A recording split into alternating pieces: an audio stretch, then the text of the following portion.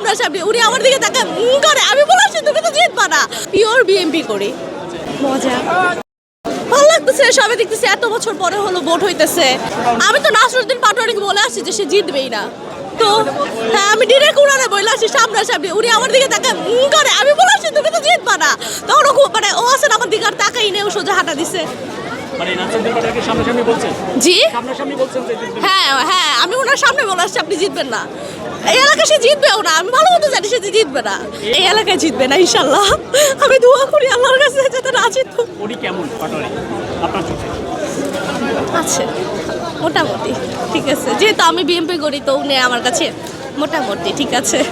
ঈদের মতো লাগতেছে আমার কাছে। আমার মনে হচ্ছে একদম ঈদ, এটা ঈদের আগের দিন, একদম মানে খুবই ভালো লাগতেছে। আর সবচেয়ে বড় কথা হলো 17 বছর পর আমরা একটা সুষ্ঠু ভোট দিতে পারতেছি, যেখানে হচ্ছে মানে খুবই শান্তি লাগতেছে আমার কাছে।